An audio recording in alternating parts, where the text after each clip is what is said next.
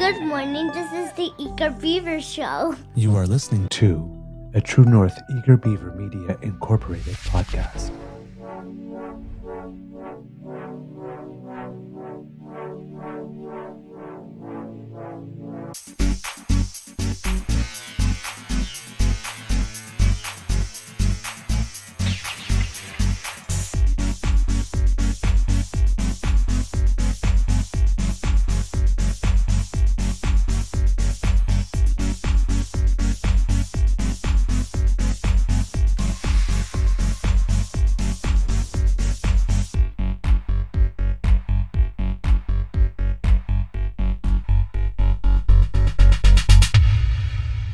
True North Eager Beaver podcasts are proudly brought to you by our founding sponsors, the Miss V Mysteries from Corvid Moon Publishing, your source for science fiction, fantasy, and cozy mysteries featuring a broad diversity of characters. PsychicTarot.ca, book your tarot reading and unlock your spiritual journey.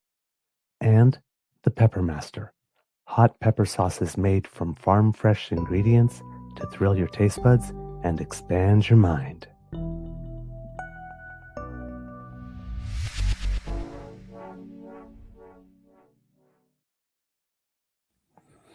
Well, good morning and hello, kids and cubs, and welcome to season and episode number 925 of the Daily Beaver Morning Show.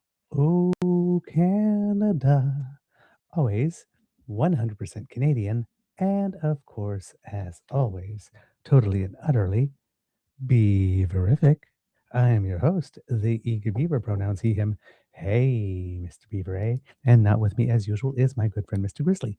A big thank you goes to our podcast founding sponsors, the Pepper Master, the Miss V Mysteries from Corb Moon Publishing, and Canadian Tarot.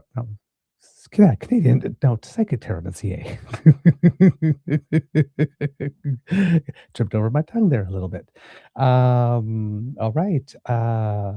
Got a full show for you today. Going to be talking about the installation of the 31st Governor General of Canada, as well as Pierre's speech to make the case for Canada while he was in Alberta, Calgary, I believe it is, specifically. Kids and Cubs, how is your mental health today? Clearly doing much better than yesterday. That's a win. Back to my usual self. Well, not usual. Well, yeah, I'm a little still about all of that kind of stuff. That's still unresolved. But feeling better, as in yesterday when my Beaver Sweetie asked me if I was playing tennis, I was like, no. I don't feel like it, and I don't want to go out there, and made no plans and had no interest. And today I'm considering whether or not. The day before yesterday and yesterday I was ready to swear off the sport forever, and now, well, I might want to get out there. Also in a good mood because weighed myself this morning, and now. Whereas it was before I was under 170, I broke the plateau, but I hadn't quite hit 169. I was somewhere in there. That line was in between. Clear on 169 today. So for those of you who have donated to my challenge, weight loss challenge, to raise some money for the Men of the North program in La Ronge, Saskatchewan, which is Indigenous led, which is appropriate for this particular month because it is National Indigenous History Month, but it's also Men's Mental Health Month. And our second beneficiary is the Lonely Man Project in Newfoundland and Labrador, who's trying to build a resource center there. So for those of you who pledged some money for every pound I've lost, I am now at 13 pounds lost since April 12th. Yay me. But they have to remain off, and I've got 11 more days to see if I can lose a few more. To wring a couple more dollars out of you for a good cause. So for those of you who have not yet pledged, you can tell me by sending an email to truenortheagerbeaver@gmail.com how much you would like to pledge per pound I lose between, well, now April 12th, really, and June 20th. And I would really appreciate your donations. Of course, the main purpose of the mental health walk, which of course is June 20th, or, on that weekend ish. If you can't do the 20th specifically, it's about doing the thing and not so much the day. But we like to encourage on the 20th as to if you're male or male identifying, call another male or male identifying friend and ask them to go take a walk, either to talk about your mental health or maybe you've been wondering how they're doing and to check in with theirs. And of course, if you're male and male identifying and you do not have a bloke, a bro, a bud to call, but you want to check in, then call anyone and go for a walk. Hey, you even make a day out of it after you go take a walk. Have some ice cream, have a meal. You know, uh, hang out at the pub and watch the game if there's one scheduled. And make a day of it, but take some time to check in with your mental health and or with the friends because this is very very important. Most men suffer in silence, as you know, and we need to make that more normal for men to speak amongst each other about what their mental health is because it is definitely not a sign of weakness to ask for help or even just a shoulder or an ear, like I did yesterday, for example. And I'm feeling much better because I did. So thank you, DamFam, for all the kind words that you offered and that you have been offering while I had a little dip. Also, got a couple of things done yesterday. Kit Elaine, if you would please tell the wonderful Albert that I should be ready relatively soon. I was delayed in setting up certain things because turns out that while we were renovating and painting and all that kind of stuff, and we were moving things from room to room, because I don't need it every day, somehow the business card, debit card for the show got packed into a bag or a box or something. It's probably somewhere in the garage because we haven't brought anything back in. So I just basically reported it lost and went back to the bank yesterday and got a new one because who knows where it is. And we're still doing a couple of touch-ups. So I've got that now and I should be able to do the final paperwork and hopefully we could get started with getting some podcasts uploaded.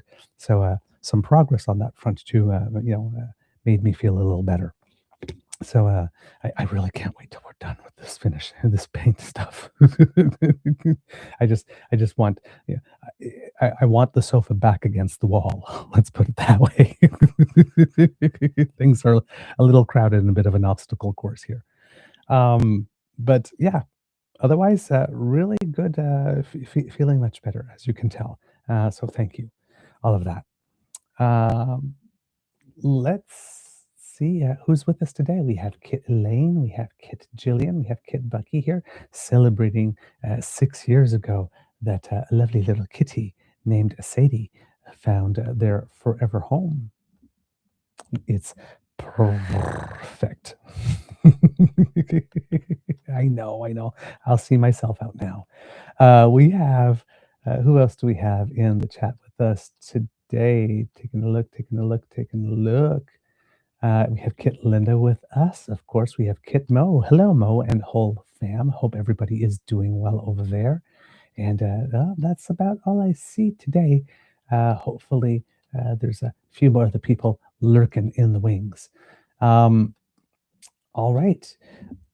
As I mentioned, we're going to talk about the GG. We're going to talk about Pierre. So might as well let's just get into it. There's a couple of other things I'd like to mention, some process stuff. But rather than putting it up front, I'm going to put it at the end if there's time for it. So that way I can be to reach my goal of keeping the episode under 2 hours. And then if we need to do more, I can do another one after or add the extra time for the other stuff. But yes, we'll try to get into it and see if I have some discipline.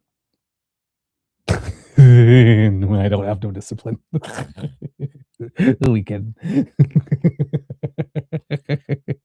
I just get going. Okay. So yesterday, Um, oh, wait a minute. Kid Bucky goes, "Am I the only one in Canada who weighs themselves in kilograms?"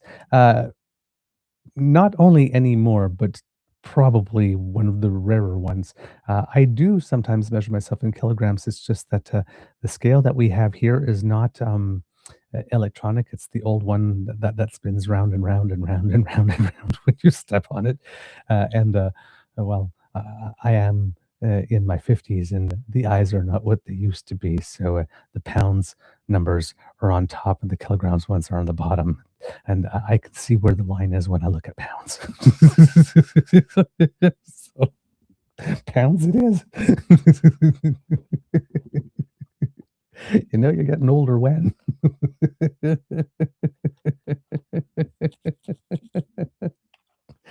Oh my god. You start you know you're getting older when you start saying your weight in pounds because you can't read the kilogram lines anymore. Mm. All right. Um, Yesterday, 31st Governor General of Canada, Louise Arbour, was in. Um, as you know, we were talking a little bit about yesterday and showing a little bit of the ceremony without much sound on. Today, not going to go into the ceremonial bits. There were some wonderful things in the ceremonial bits. So we saw a little bit, one of the poems that were read as we closed off the show. The timing of the show just happened to dovetail perfectly to the start of that. So I figured I would include that. But of course, there were um, some music. One was a song by a French group called Les Cowboys Fringants. If you're a Quebecer, you know, or a francophone who appreciates Canadian French music, you know, Cowboy Fringant is going to go down in the Canadiana books and the Quebec lore books as one of the groups um, of this era. Um, Pretty much like the Tragically Hip is for English Canada. Les Cowboys Fringants were everywhere for a good while. Um, and of course, um, a young man named Tyler Shaw doing a song by Raffi, actually, um, which was kind of interesting, right? It's talking about basically it's one of those list songs, a bit sort of like the Louis Armstrong, "Let's fall in love, birds do it, bees do it, even educated fleas do it," and it's just a list. Um, so it's one of these list songs about people who live in different places and with different names and different sounding names, and you know we think about how they're all so different, but really they come from a mother and they come from a father, and well, just like you and me, right? um so sort of bridging that gap, and which is really interesting to have it sung by Tyler Shaw, who is a multi ethnic artist. Uh, uh, well, I was going to say a bit like me in terms of a multi-ethnic artist. I guess I could call myself an artist, some more amateur. Well, like I'm with my dance stuff, but he's actually an actual artist, and he's mixed heritage: Chinese, Polish, and Ukrainian. So I mean, you couldn't. Who better to sing that song? That was a beautiful day. I actually it teared up a little bit because he sang it with such simplicity and sincerity that it touched me. So there were some beautiful moments of the sort, um, but I'm going to stick to the words that were said because when you have someone like Louise Arbour taking this type of position, someone of um, that level of accomplishment, that level, and not only domestically but internationally, um, and someone that is of such substance and gravitas, um, which, interestingly enough, and a lot of people have said it, despite all the accomplishment, all the substance, all the gravitas. You keep on hearing stories that, a woman with an incredible sense of humor. Um, as many people commented, even during the ceremony, humility. It seemed often, a lot of times, that she was uh, a little shy almost to have like all this attention being given to her, and to be in such a place of such high honor. You could see a couple of times, looking down a little bit, or sometimes just giving like a sort of a chuckle, sort of smile somewhere along the way. um and of course, the first day is always a little awkward, right? Because it's okay, move over here, stand there, like this. And eventually, as you get the job, you kind of know what to do. um, but I mean, I can't imagine it. I mean, like, I can, but it's like imagining $1 billion, right? I mean, in 2026, $1 billion now is um, uh, not so much as it was when I was a kid. It's not as impressive amount of money because uh, we hear of projects that cost in the several hundreds of millions of dollars, and it's like, oh, okay, well, if that's a certain hundred millions of dollars, well, then of course, yeah, that's a billion, duh. But in terms of having $1 billion, I couldn't fathom, right? With a million, I could still sort of fathom, okay, pay off the house, take a couple of things, start a scholarship, that type of stuff, and boom of it, maybe half of it's gone, right? But a billion, that's kind of weird. So I could just, of all the honors, right? Like, just say in a perfect world, one day I was named a senator because I happen to have that type of accomplishment. Already, that's a pretty high plateau to imagine, because these are people of high accomplishment typically, and high community engagement, and with big networks, personal networks, through all their years of life activity. Prime minister is yet another level, right? Because not only do you have such accomplishment and achievement, hopefully, not always, because Pierre tried to become prime minister with not much in his back pocket to run on. To be totally honest, so did Andrew Scheer. Um, but you get that, and plus the aspect of being chosen by the people, right? That's kind of interesting. Different than the United States, because we don't directly elect our prime minister, but you're chosen by the membership of your party to be the leader of your party, and then in a general election, people vote, right? Um, but you get that there's a public approval element to that, that is somewhat mind blowing when you step back and think about it. But governor general, it's like, yes, it's primarily a ceremonial function, but you are literally the representative in Canada of the head of state, and the head of state is the King of England. And the English monarchy is a very, very long standing and very storied institution. So it just must, it's a level of honor I could not comprehend. And you have the Order of Canada with that too. Again, that whole level of accomplishment. You hear people that get uh, called to the Order of Canada, and they're just, you know, their hands are shaking. They're moved to tears. They just can't believe the honor. So to see someone of that level of substance and accomplishment still have a sort of like a "who me" type of uh, attitude towards the whole event, I found was actually kind of charming. And we hear stories of her when she was uh, back in law, and bringing up the next generation of lawyers, people clerking and articling for her, and sort of like just inviting them over to dinner, uh, you know, sitting out and watching a movie and chatting and laughing, or the um, you know you go to her place, and you might find her in sweatpants, right?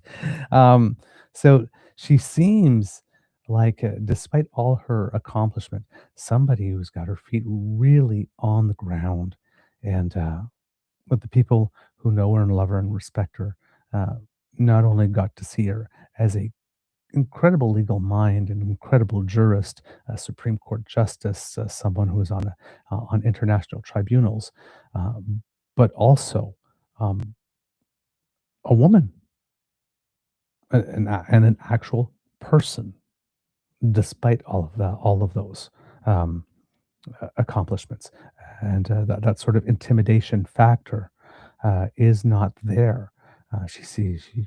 You just get this sense of warmth and kindness from her.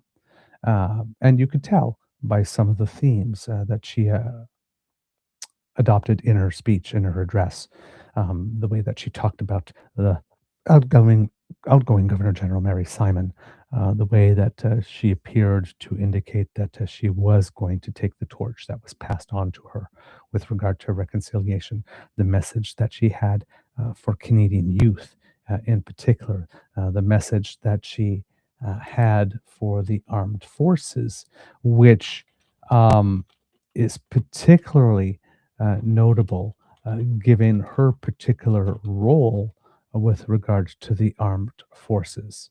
Um, wasn't a member of the military, but she had uh, been tapped on the shoulder from around 2021 and 2022 to lead an independent review of Canada's Department of National Defence and the Canadian Armed Forces, right? And that was a big deal at the time because, well, how would you put it?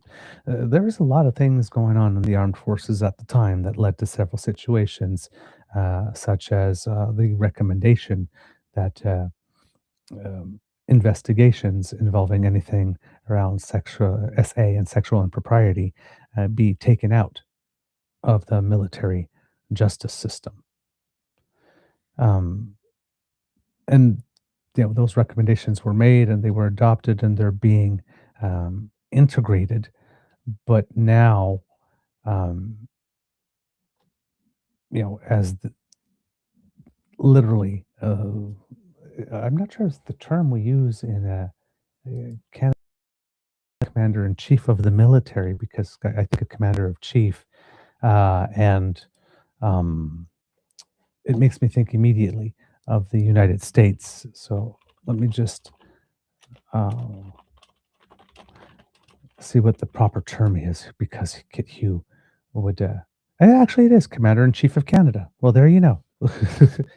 um, and basically acting on behalf of the reigning monarch to fulfill the primarily ceremonial, constitutional, and honorific duties for the Canadian Armed Forces.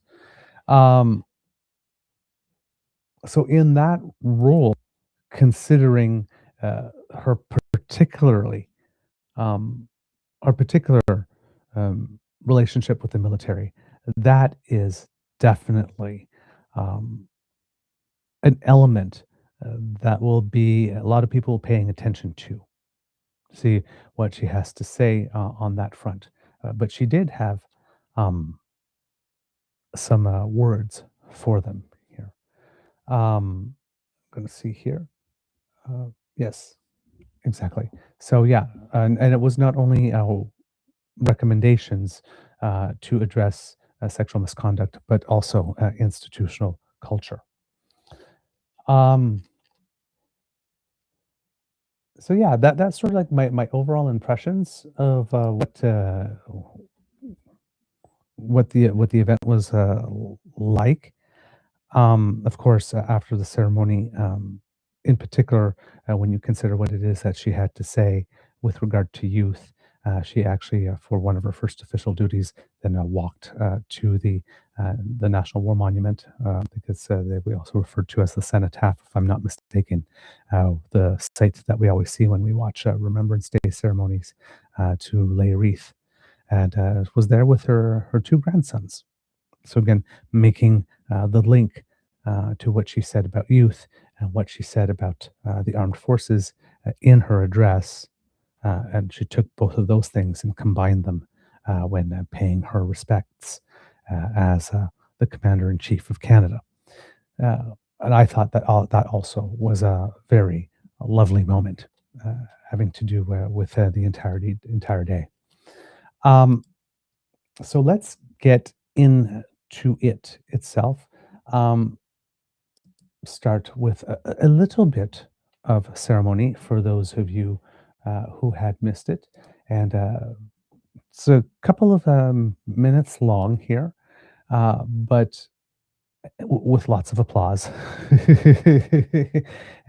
lengthy applause, of course, of the kind that this type of ceremony invites, and that is warranted.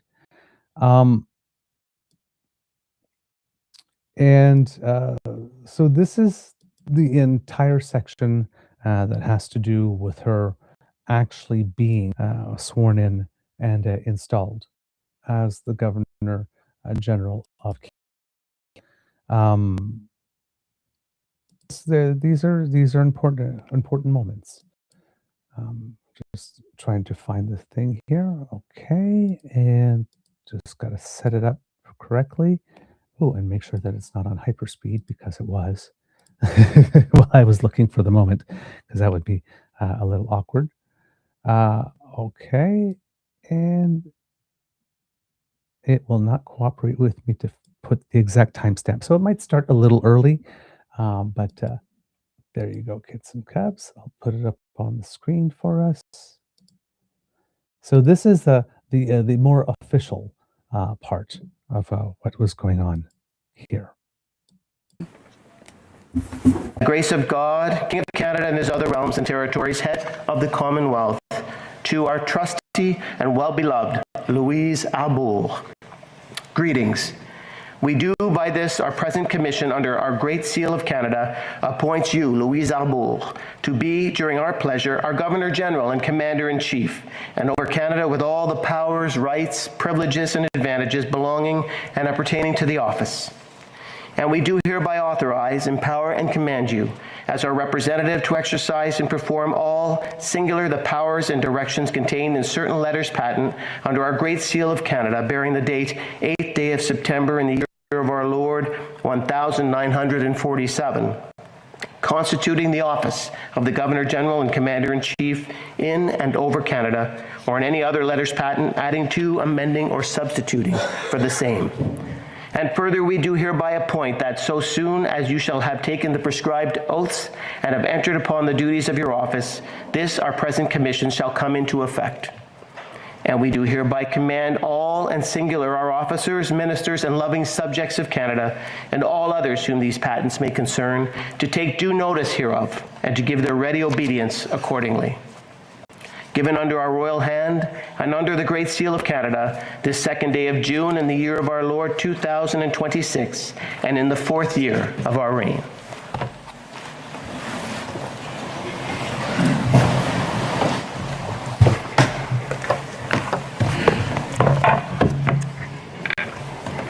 The commission just read is the cornerstone of today's ceremony.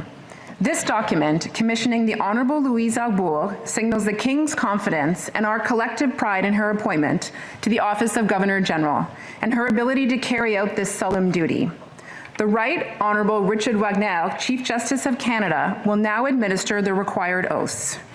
La prestation des serments. The taking of the oaths must take place in the presence of the members of the King's Privy Council of Canada. Mr. Michael Sabia, Clerk of the Privy Council, will now present the text of the oaths to the Chief Justice of Canada.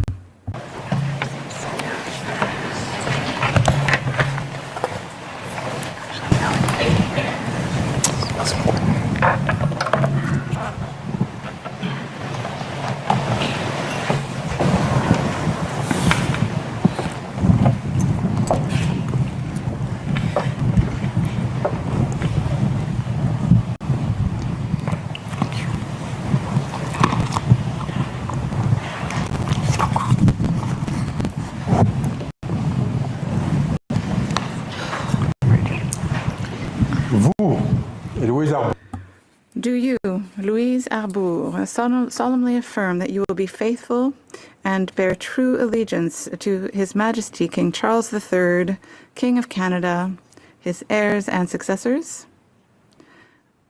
I do.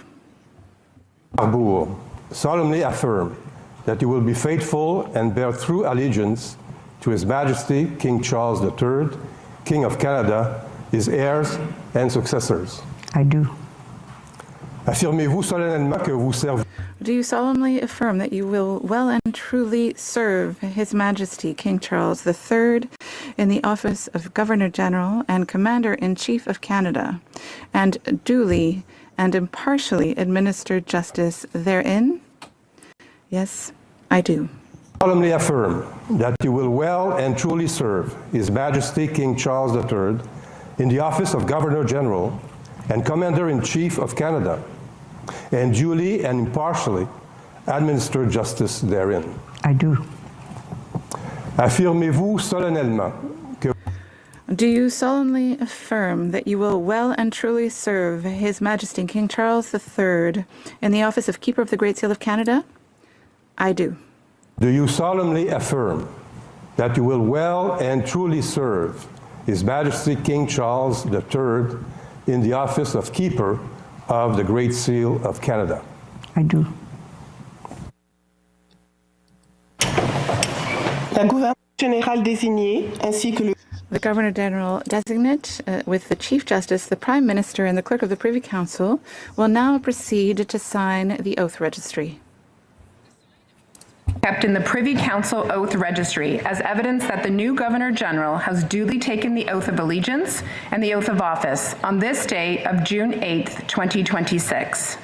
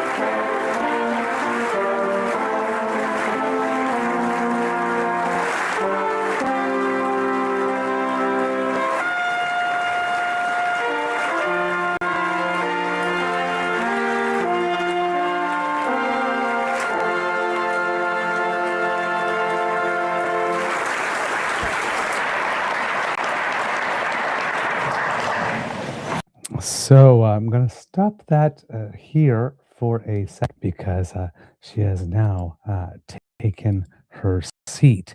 So for those of you wondering a little bit about the ceremony, the first gentleman that you heard was the Governor General's secretary, Mr. Ken McKillop. And if you're wondering about all the medals, is because he served 20 years in postings across Canada as a member of the Canadian Armed Forces. In fact, he was a naval officer. So he did that first sort of introduction. Then, of course, we had the Chief Justice of the Supreme Court, Richard Wagner, asking her to take the oath. And of course, she signed the registry to make it official, which was signed again by the Chief Justice of the Supreme Court, the Prime Minister, and last, the Clerk of the Privy Council, Mr. Michael Sabia. So if you're always wondering what Michael Sabia looked like, and because you keep on hearing his name a lot, you saw him there.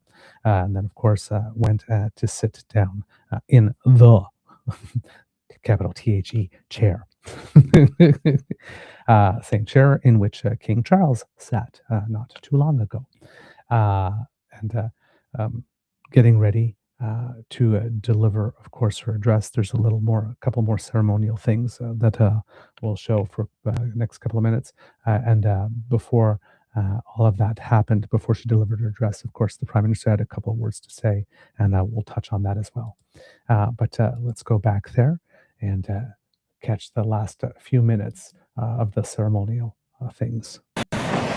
So, honored guests, Canadians across the country, it is my honor to present the Governor-General of Canada, Her Excellency, the Right Honourable Louise Arbour. Son Excellence, la très honorable Louise. Her Excellency, the Right Honourable Louise Arbour.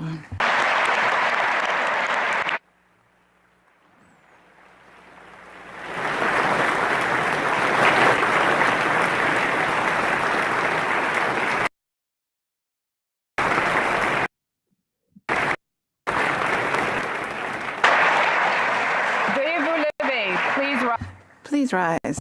Veuillez vous lever, please rise.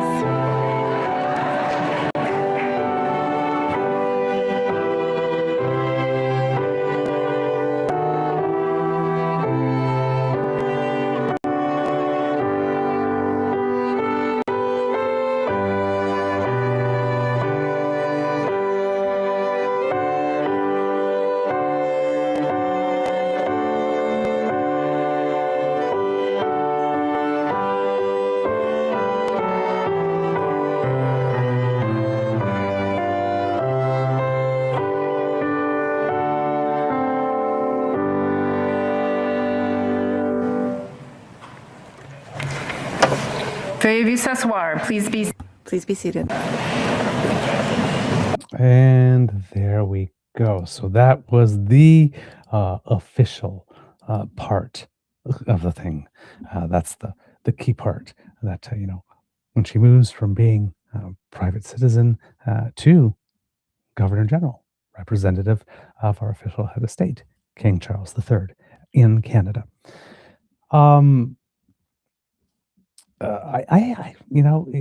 This is one of these things. The political geek in me, I find that in Canada we have, compared to other nations, sometimes we have so little pomp and ceremony and pageantry that when we get a little bit of it, it just it makes me happy a bit. There's a little bit of comfort I have in knowing that this is an institution that has survived and evolved, of course, because it's been far from perfect, especially at origins, for all this amount of time, and that has ultimately served us well, again, if not perfectly. So the couple of moments, particularly since we tend to be more of a self-deprecating and not assuming kind of people, every now and then when we get to get our luxury on for all intents and purposes, it's always a nice moment for me.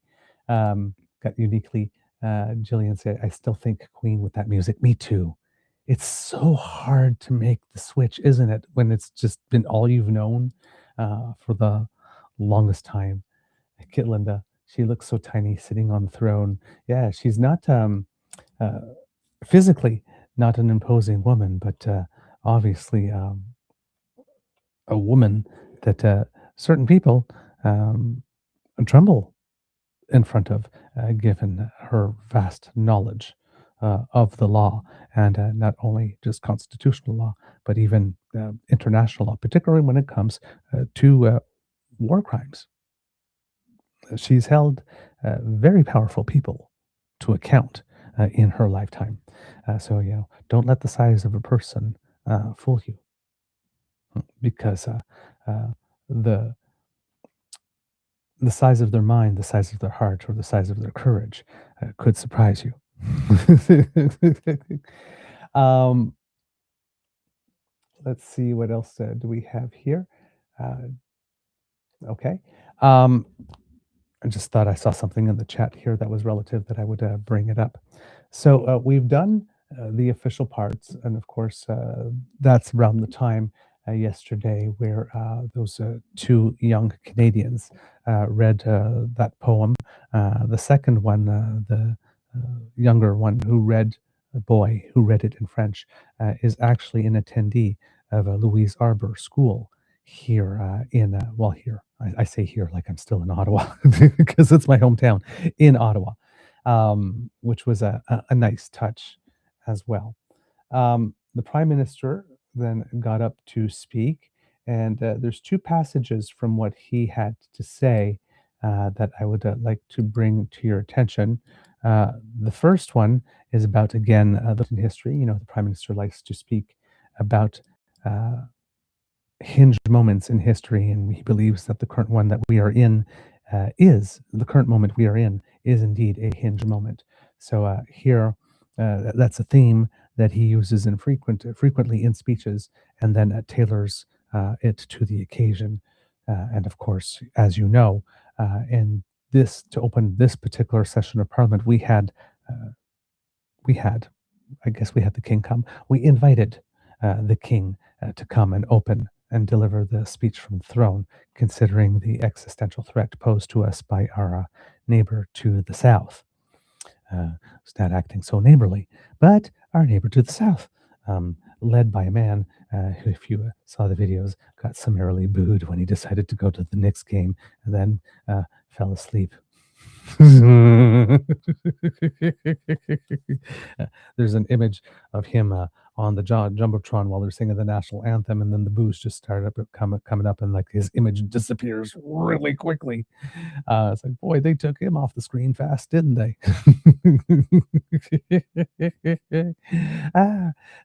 It's almost like, meanwhile, in the United States, and getting back to Canada, we're having peace, order, and good governance just happening all over the place.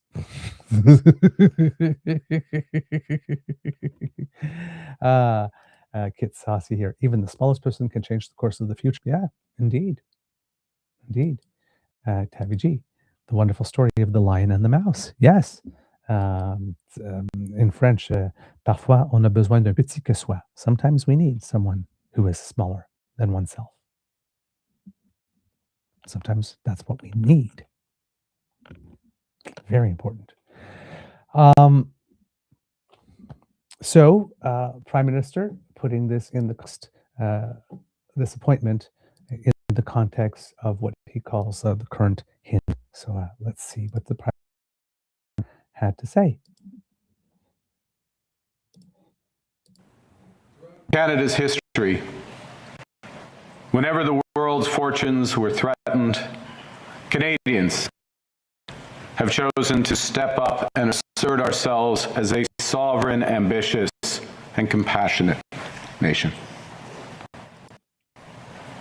We are once again living through one of those hinge moments of history, which is why a year ago, His Majesty King Charles came here to open Parliament, which is why respect for our institutions is vital, which is why we are each called to share each other's perspectives and work for our common good. Le comté d'aujourd'hui. Starting today, His Majesty will have a new representative in Canada.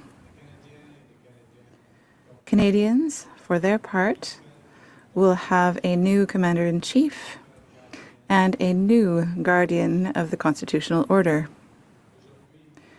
Today, the Right Honourable Louise Arbour becomes Canada's 31st Governor-General.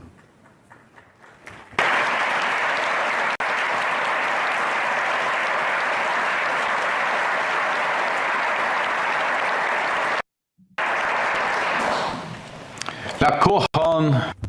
The crown is the thread that runs through our constitutional life.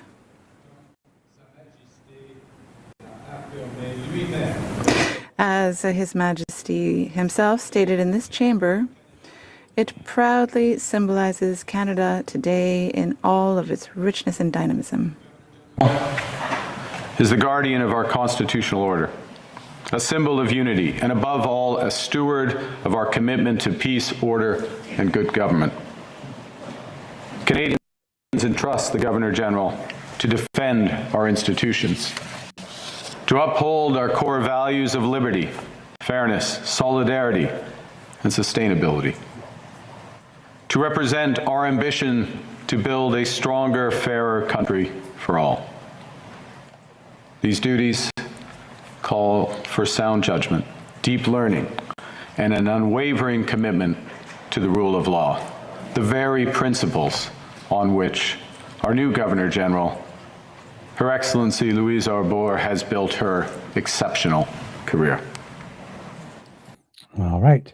So we'll stop this at this. There's another section that I wanted to bring to you.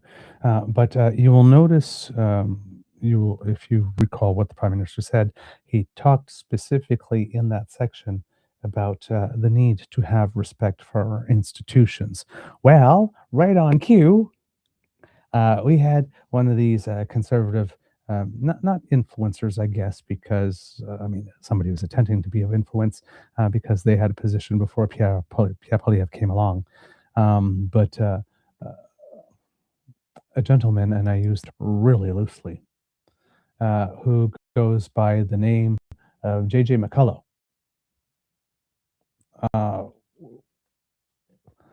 A person, again, not a particularly deep thinker, and probably not much of a reader either, given many of his takes. It's almost entirely clickbait, anything he has to say. But he saw the insignia that the Prime Minister is wearing around his neck, which is the Order of Canada insignia. Frequently, it's just a pin, right, worn on the lapel. But for very, very big occasions, there's the whole thing. You could see the Governor-General herself, Louise Arbour, before being named Governor-General, before it was not named, before she was fully installed and it became official. She, sorry, my God, mixing up the Prime Minister and the Governor-General there. She was wearing it as well.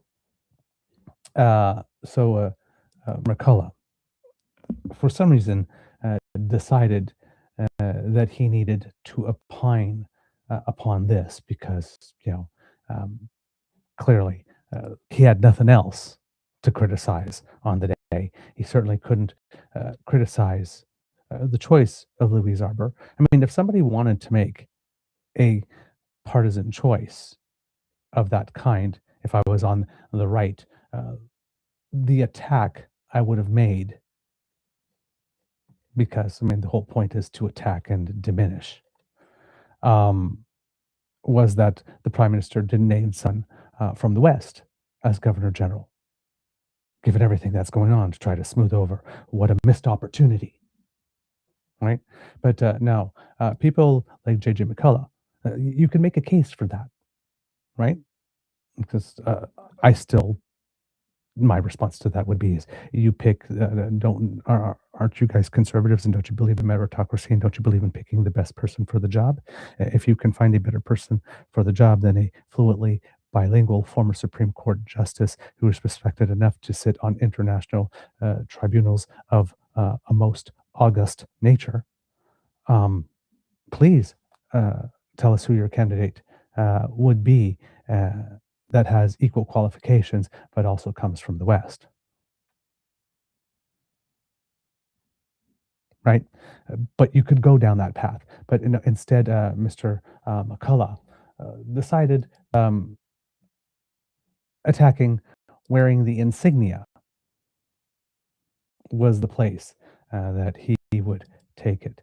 And like I said, We have an expression in French that sometimes when people say something and people just go, "Mon c'était signifié." And it's loosely translated, so, "You damn insignificant." And that's what this prompted for me. Here it is. J.J. McCullough. I find it a bit cringe when Carney wears his Order of Canada medal around his neck in public like this, like he just finished second place at the Blueberry Pie Bake-Off. Okay, number one, talk about a way of devaluating the Order of Canada by comparing it to a second place award at a Blueberry Pie Bake-Off. I mean, right there, just the stunning lack of respect for Order of Canada is right there. And now, of course, J.J. McCullough is someone that's never going to get it. So, you know, jelly, jelly, jelly. Someone's a little jelly. Never gonna get it, never gonna get it. You're never gonna get it, never gonna get it. But also, he's not in public. Yeah, it's a public event, but the dude is actually in the Senate. The public does not get to go into the Senate. The House of Commons is the house of the public. The Senate is the house of the Lords. And as here Sharon Carr states, he's at the swearing in of the new Governor General, not out for a jog along the canal, you genius. You genius is not the word that's there.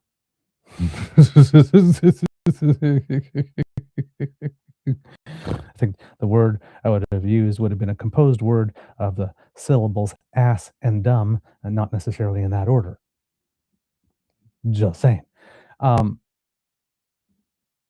If you are not going to wear it in the Senate during the installation of the representative of the actual head of state of Canada, who is also wearing it at the same time, but it's not cringe when she's wearing it, but it's cringe when he's wearing it. I'm saying, yeah, you don't have a problem with this. You don't find it cringe at all. It's just that your paycheck depends on you tweeting that it does. And you've already sold your souls because you don't care what you look like. Right? You're prepared to look like an idiot comparing the Order of Canada to a second prize award at a Blueberry Pie Bake-Off. When you stop caring what you look like for money, when you decide that you're going to be cray for pay, this is what you do. So I'm not showing it for you to get a rise, for you to get a rise out of you, or for any, let's all punch down on J.J. McCullough. No, just that's the game, right? This is how the sausage is made on the other side. When you need to fuel the constant outrage, whatnot, disrespect for institutions, disrespect for people, disrespect for everything, wrapped up in some type of phony cynicism and then delivered with smug confidence like you're better than all of that. And certainly better than the Prime Minister. And it's all for likes, clicks, outrage, donations. It's a grift. People are willing to wear this look in public and put it down in digital where it will be forever in order to get a payout now. And that's what I say when you get compliments, when you get criticism, or when you see compliments or criticism, you need to consider the source. And that's why I keep on advising people, don't take criticism from people from whom you would not take advice. Respect enough to take their advice are people from whom you should take criticism and listen. But if it's somebody from whom you wouldn't even take advice, just let the criticism roll off your back, baby. Because it's ultimately meaningless and it isn't delivered to help you. All right. Yeah. There you go. Bucky says disrespect for societal norms. I'm not sure if this is applying to this specific thing because I didn't see what came before, but I'm going to interpret that as the case here. Kitnona Carol, her qualifications are why she got that job, not her gender. PP doesn't even have the qualifications for his own job. Indeed. Indeed. All right. So let's get back to the second part of what the Prime Minister was saying with regard to this. All right, I'm just going to make sure I got the proper timestamp. All right. Whoops, I'm even looking at the wrong thing. So that would be helpful to be looking at the right thing. Okay, and the timestamp I've got here is 1:21:53. So let's bring it as close to there as possible. All right, I'll switch you off from the JJ screen to the installation screen, and then let's put it up for you. See, these are all the steps I need to do. And then try to keep it looking smooth. This is the second key part of what the Prime Minister had to say. She has held. The Honourable Louise Arbour has always been driven by the same conviction. The conviction that, for a society to be free, its institutions must be held accountable. That it is the laws that serve as a bulwark between the most powerful and the most vulnerable. That the dignity of every human being must not depend on random factors such as geographic location, citizenship, or considerations of convenience. And the conviction that Canada's role in this world is to put these principles into practice and to help other countries do the same. The Governor-General is the steward of the values we cherish, of the democracy that we celebrate, of the Constitution that protects our freedoms and the institutions that promote them. In fulfilling these tasks, Her Excellency will represent the best of Canada to Canadians and to the world. A Canada that is a bastion of justice, security, and prosperity for all. A Canada that is a beacon to a world at sea. A Canada that is clear-eyed about the challenges that we face and steadfast in the values we uphold. A Canada that is not just strong, but good. A Canada that is not just prosperous, but fair. Votre Excellence, au nom Your Excellency, on behalf of the Government of Canada and all Canadians, thank you. Thank you for agreeing to take on this new role for the good of Canada. And now, I am pleased to welcome Canada's 31st Governor-General, the Right Honourable Louise Arbour.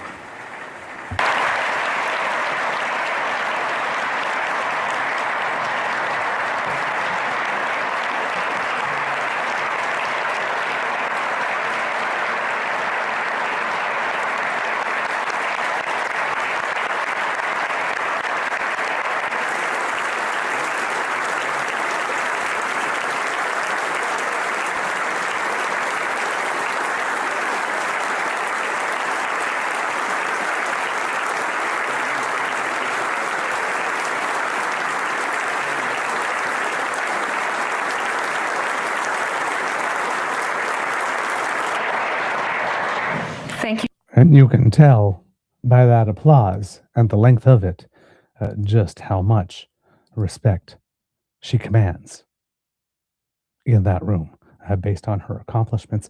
And of course, with the Prime Minister stating some of the core values that she brings to her work and that she's brought to her work, and the core values that the Prime Minister would like to see Canada represent on the world stage. Going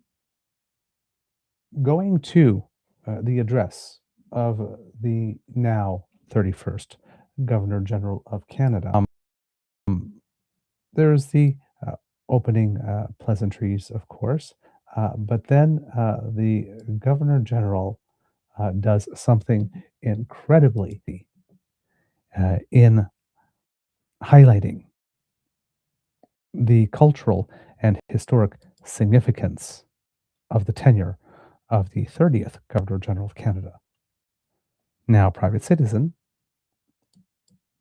Mary Simon. To thank Prime Minister Carney and His Majesty King Charles III for entrusting me with the opportunity to serve another great Canadian institution in this new role over the coming years.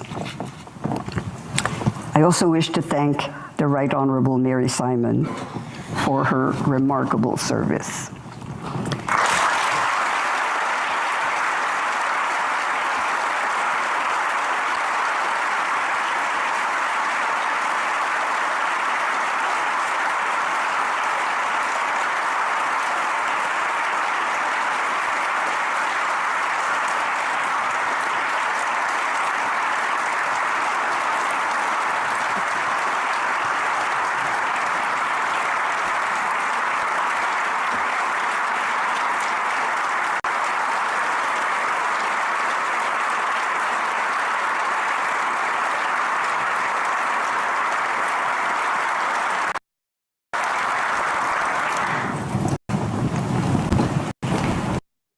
And just before the news starts, I want you to particularly note that during that moment, the new Governor General, the representative of the King, not only honored Mary Simon, but stood up to participate in the standing ovation that she received. And you'll notice that Mary Simon, when she was mentioned, turned 3/4 to actually face the Governor General, representative of the King, as that honor was being bestowed upon her. And the loving smile that Louise Arbour gave to her after mentioning her name and before the applause started. That smile of love and recognition. Right, Nona Carol? She looks like she'd be the best Nana. Doesn't she? That is exactly. I didn't want to say it because I felt it might have been slightly diminishing, considering the grandeur and the solemnity of the occasion. But yes, she has. She doesn't. She just like. I want to eat cookies that she would bake.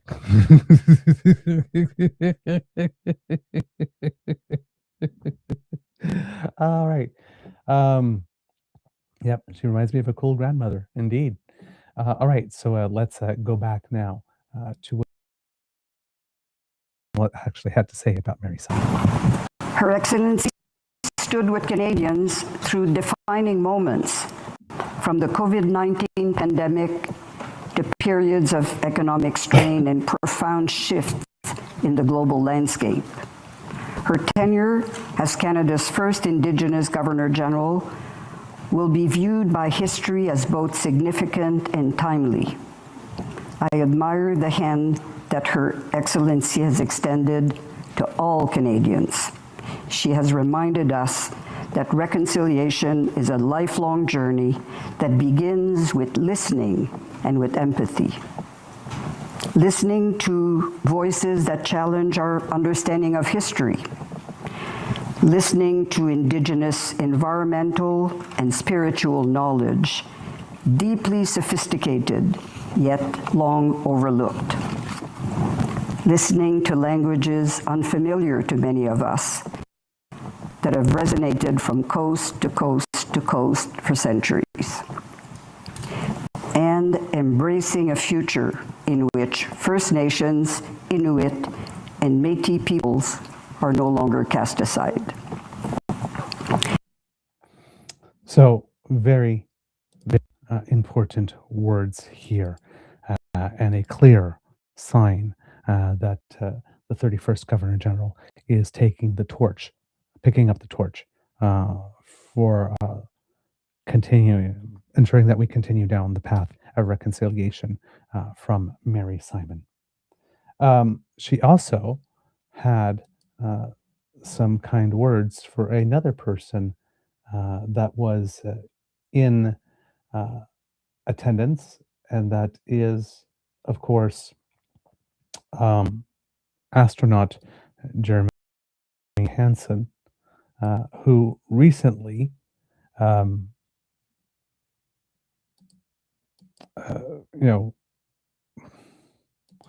played a big role as a Canadian who makes us proud by achieving something in concert with 3 other people at the time, and of course the whole team behind him, that no human had ever done, which is be the furthest from Earth that any human has ever been, and to see something with his own eyes that no human had yet ever seen. Thus, not only advancing science, but advancing the reputation of Canada, not only as a space faring, for all intents and purposes, nation, but a nation of science and of achievement and knowledge and achievement. The world-setting, world-class achievement. And how she leads it in to it, weaves it in to her father. Canada through the eyes of someone who has known it both up close and from afar, always with admiration. A country that is not afraid to reinvent itself.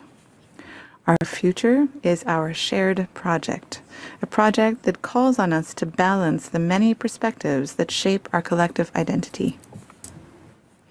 We do not all share the same understanding of our history, nor do we all share the same origins. We, or our ancestors, come from all over the world. Peoples have always traveled. I am thinking in particular of Inuit families who have always traversed the vast expanse of the Arctic. Humanity has always sought to go further, to push the boundaries and to go higher, as our Canadian astronaut Jeremy Hansen did on his mission into space.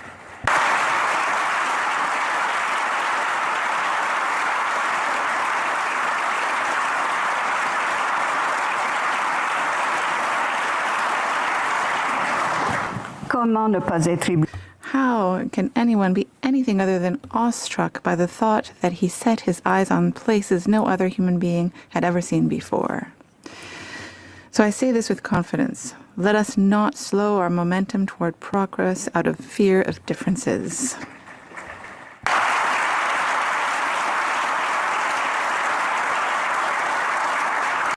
So again, slow our momentum towards progress for fear of differences.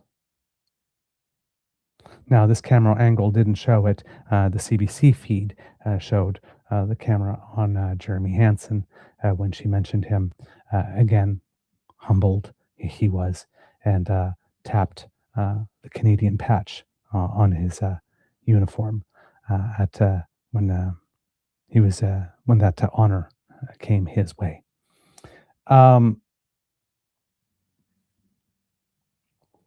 Let me see here. Toronto Dan says here, Mary Simon I've heard of, but this DG I have not. Meant respectfully, can someone tell me her brief history as to her qualifications for the job? If you're talking about Louise Arbour, a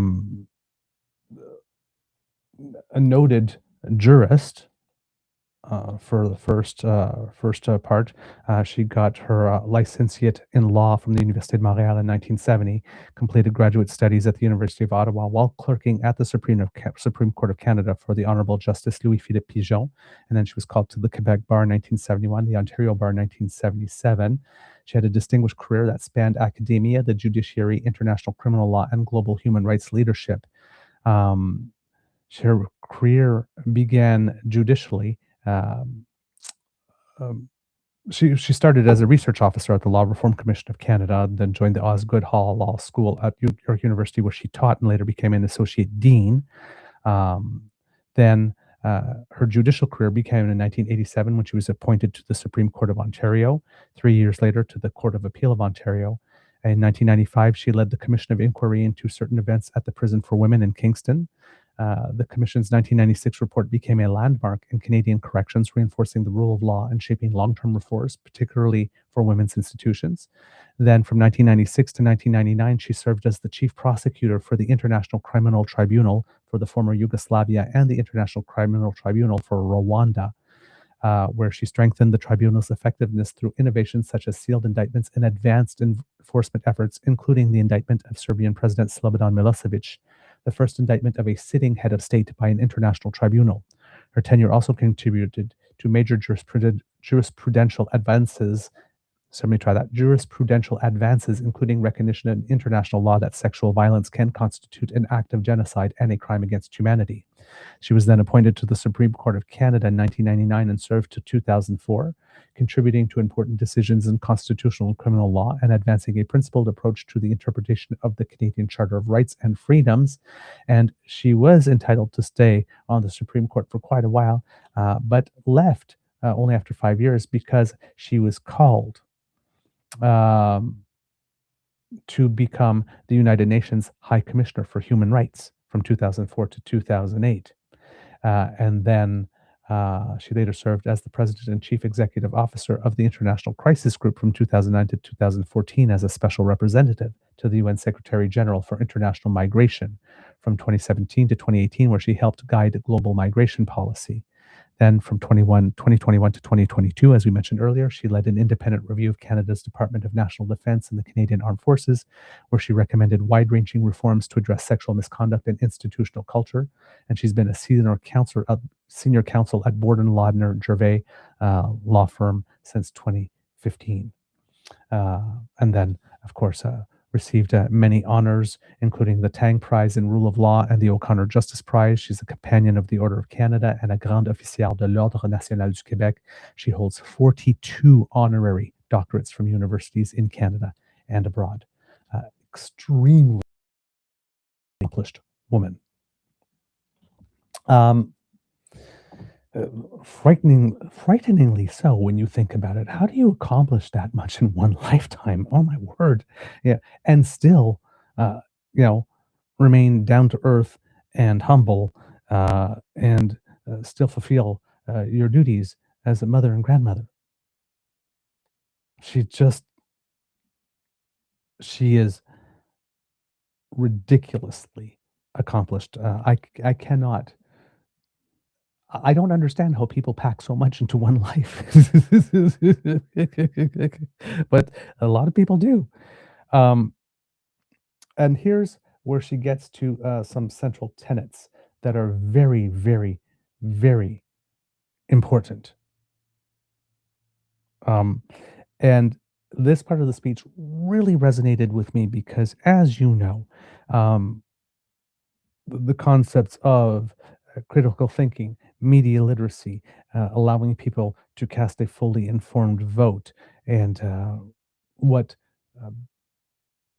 different technologies have done to us in terms of creating a world of disinformation, misinformation, an overabundance of information for us to sift through, not all of it of extremely good quality necessarily. In order to get through, we're just bombarded with so much stuff, and the need for us to be able to have reliable sources for facts, reliable knowledge, to be able to cast an informed vote based on things that are real. So I'm not saying she wrote this speech for me, but she, as someone who's seen a lot of things, that this is something on which she focused, makes me very happy. And hopefully, when she is giving advice to the government, she is really stressing, hey, we need to act on these things specifically because we're vulnerable here. Extreme polarization is dangerous, but so is extreme consensus. It is through our differences and our fundamental right to express them that we will nourish critical thinking, creativity, and innovation. It is through our differences that we will build a common future. As Canadians, we have the extraordinary privilege of living in a mature democracy.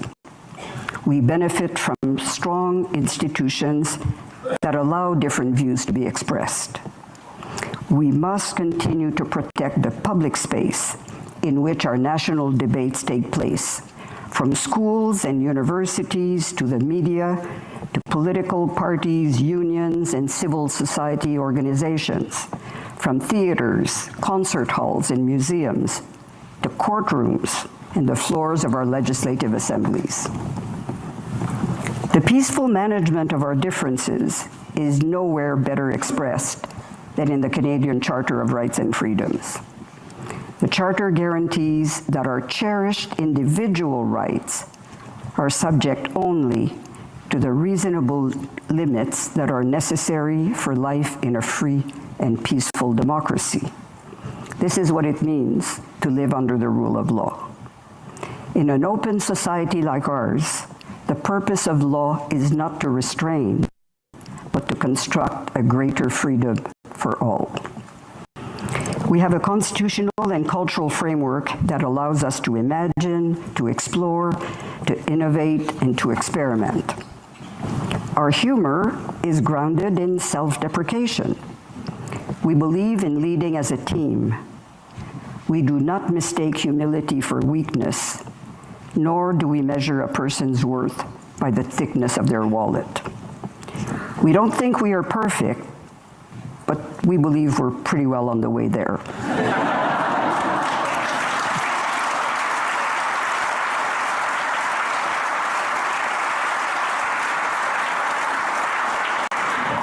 We have a remarkable capacity to pause, to examine our failures, and to learn from them.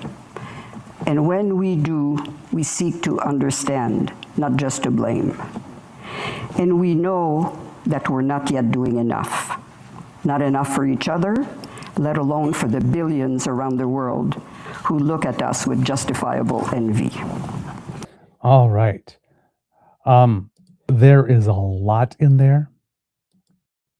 That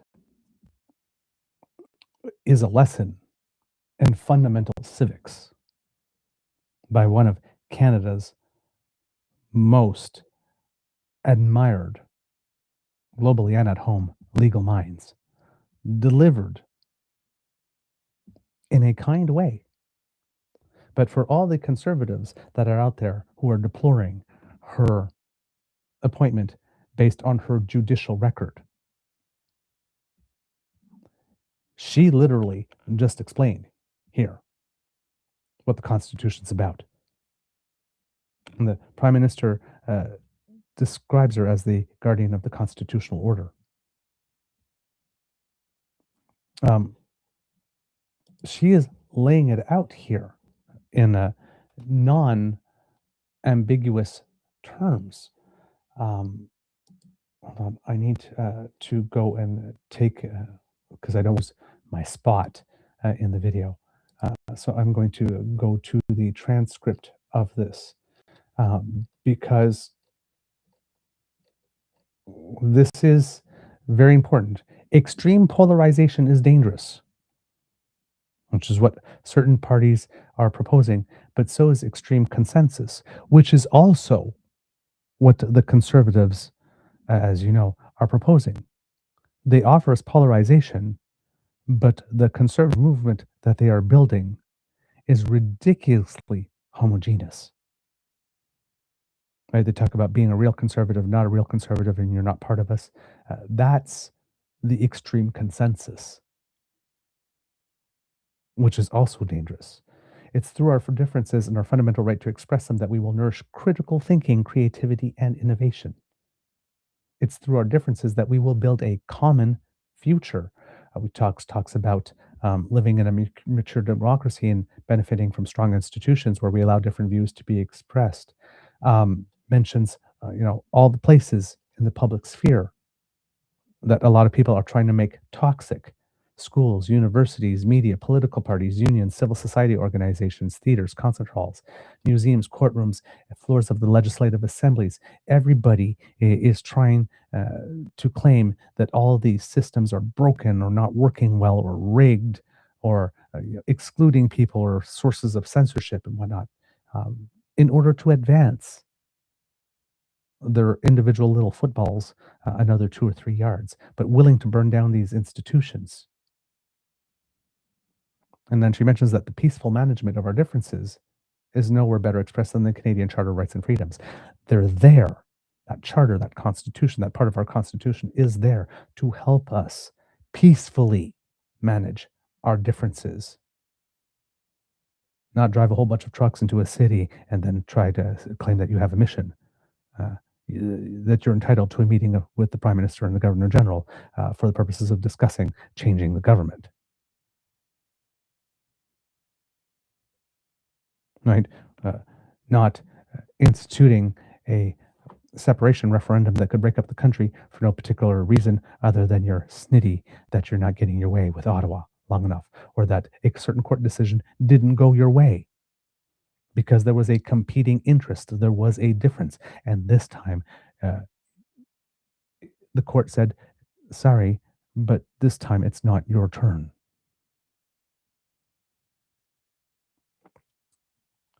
That we're not activist judges,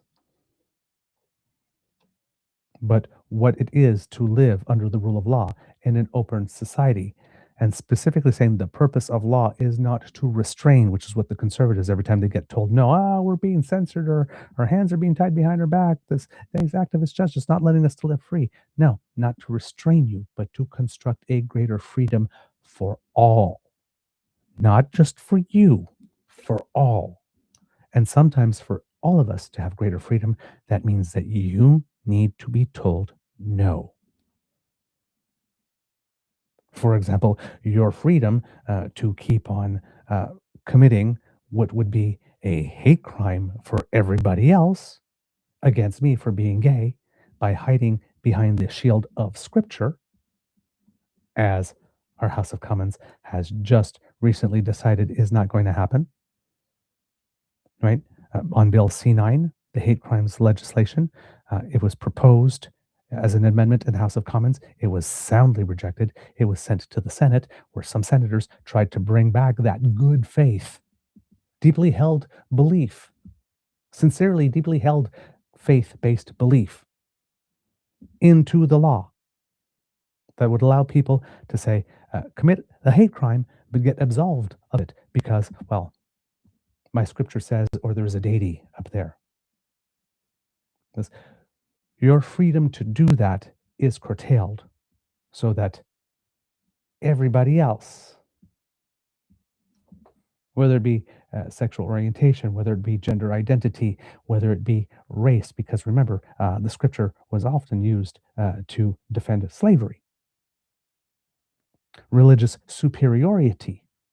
We just saw in the United States, Donald Trump determine a whole bunch of religions not to be worthy of protection, including Mormonism, which is, interesting, of course. But hey, for those who believe it, they believe it. But also, if you're Wiccan, you got caught up in that too.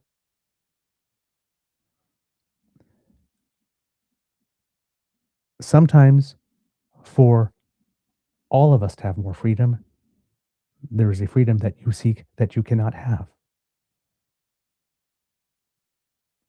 The purpose of the law is not to restrain, but to construct a greater freedom for all.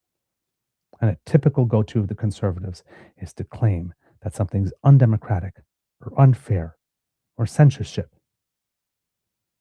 because they were told, sorry, you cannot have what you want because what you want, specifically for yourself, denies 15 other million people something that they need.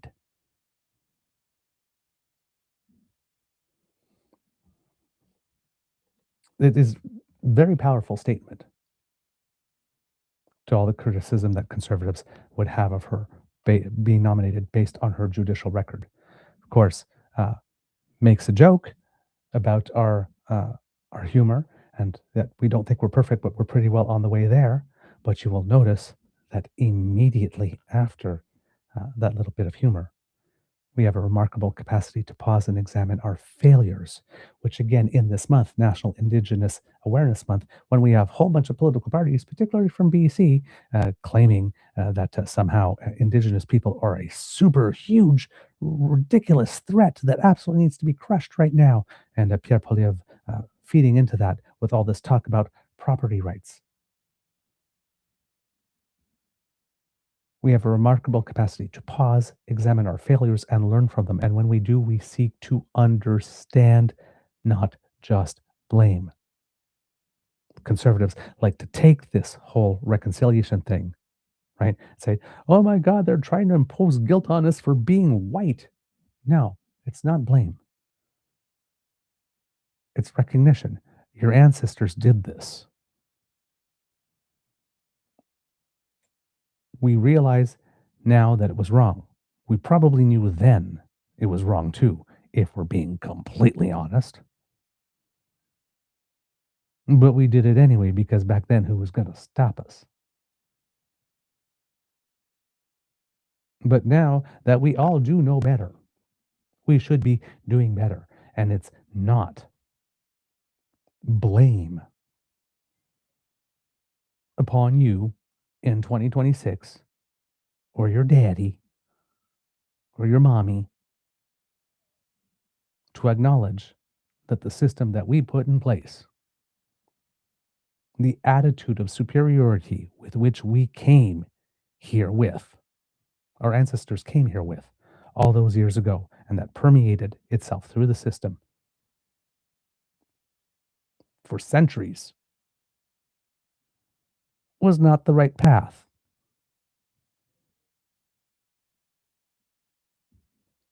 We seek to understand, not just blame. And finally, we know that we're not yet doing enough, not enough for each other, let alone for the billions around the world who look at us with justifiable envy. That's critique of wanting, always using cutting foreign aid as a go-to. Louise Arbour, who has had all of these positions that I've mentioned, particularly after being on those international criminal courts when she was the United Nations High Commissioner for Human Rights, or the Chief Executive Officer of the International Crisis Group, or the Special Representative of the UN Secretary General for International Migration. When you're migrating, often you've lost everything.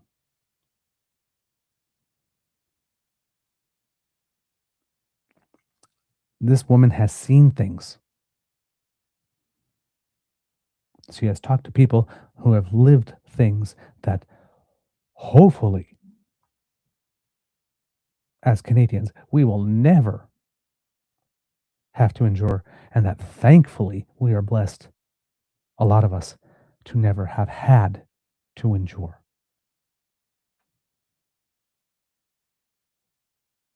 When she speaks of rights, when she speaks that we're not doing enough yet for each other,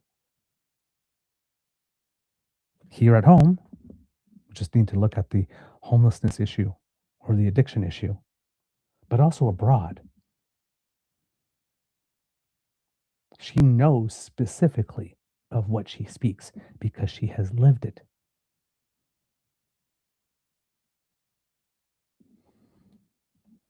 She has sat in rooms with people who have lost a whole lot more than anyone should ever have to in a lifetime. And she's heard their stories from their own mouths.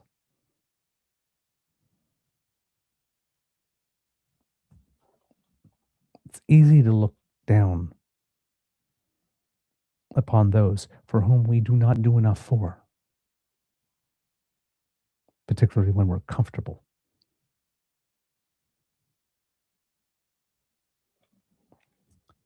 She knows. All right.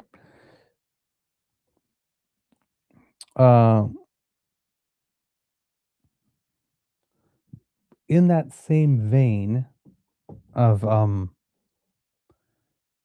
critical thinking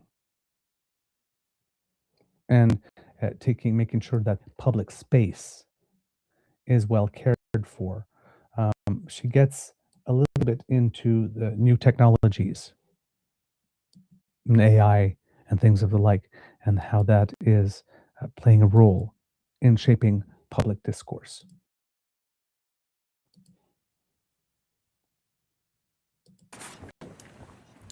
But the fact remains that each and every one of us, in our own way, is helping to shape what Canada will become. And so too is our influence on the world. Our expertise already positions us among global leaders in many fields, from ethical artificial intelligence to clean technologies, from creative industries to medical research.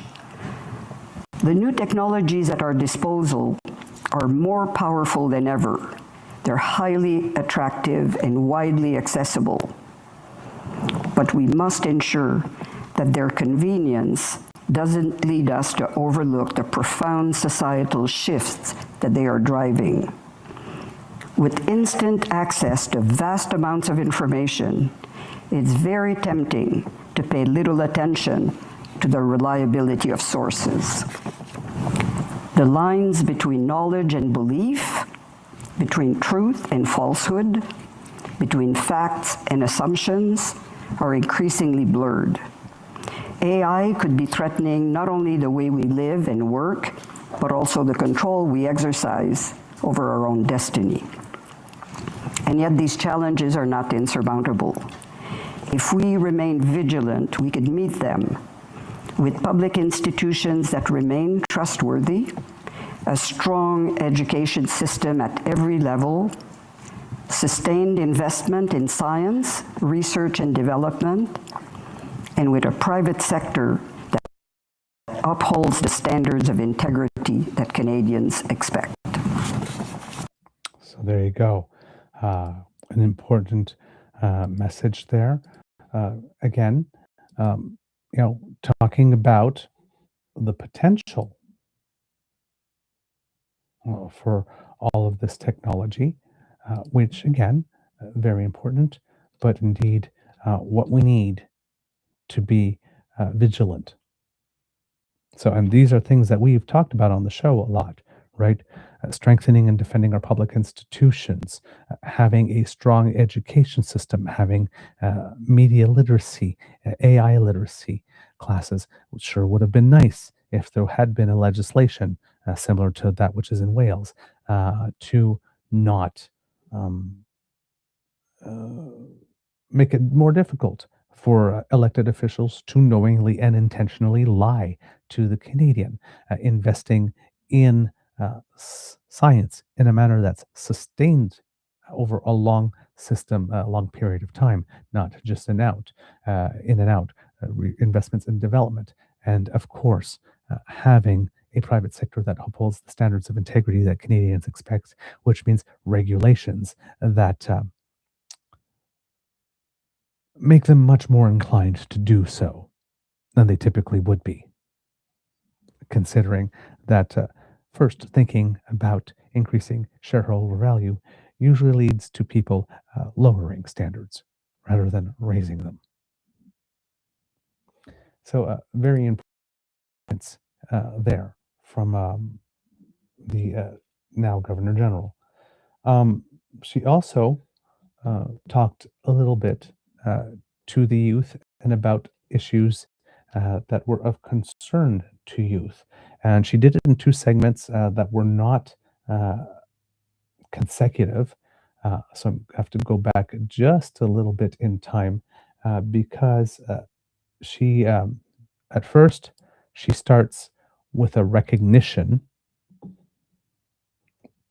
of how adults have not done right by the youth, and then later on has a little bit of a message for them. Let's start first with the recognition and the accountability. Our country covers nearly 7% of the world's landmass and holds 20% of its fresh water, and yet we make up just half of 1% of its population. We have the talents and the resources that the world will need most in the decades ahead. And young Canadians are citizens of the world. They're well educated with both deep climate awareness and remarkable digital literacy. And yet, not all of them are able to reach their full potential as they face the headwinds of inequality. In that, we are failing them, and it is our shared responsibility to correct course.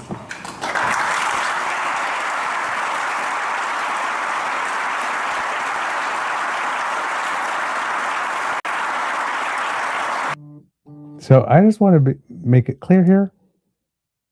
The Governor General of Canada, the representative of the King, just told a room full of extremely accomplished grown-ups that they have failed today's youth and that this needs to be corrected. Hopefully, that room of very accomplished people is going to take that message to heart. And then the Governor General decides to speak specifically to youth. So I'm going to just bring this up here to where she's talking about it. And there you go.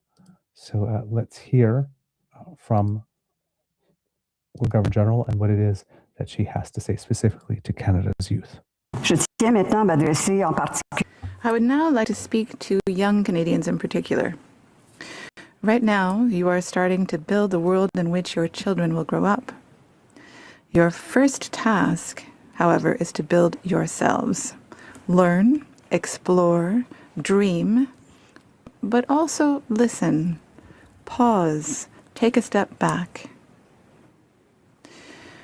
Like the generations before you, you have at your disposal tools that didn't exist when your parents were born. So, surprise us. And do not underestimate how lucky you are to grow up here, even if you are rightly concerned about the major challenges of our time. The health of our planet, the inequitable distribution of wealth, and the violence of armed conflicts.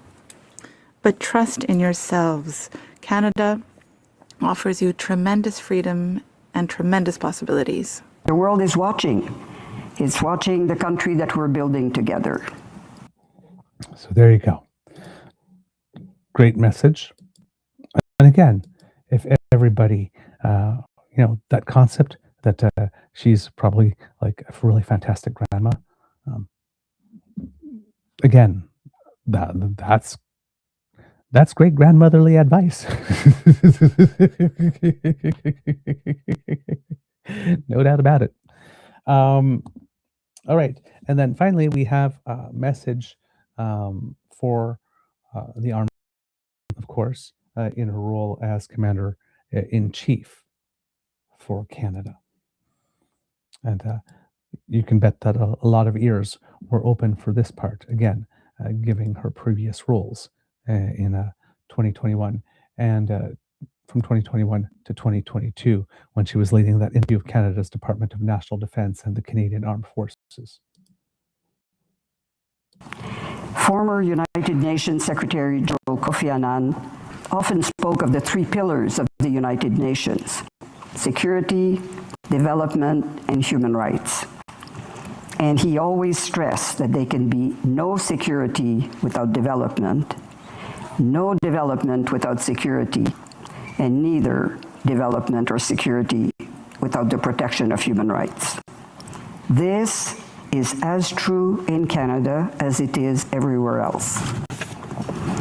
As we undertake major initiatives to strengthen our economy and to strengthen our security, and to grow our economy, including in the Arctic, we must remain attentive to the rights of those directly affected, and we must always ensure a fair sharing of both burdens and benefits. Our collective security rests above anything else on the trust that we place in each other. Of course, I cannot speak of security without recognizing the vital contribution of the Canadian Armed Forces to peace, stability, and security, both around the world and here at home when there are times of great hardship.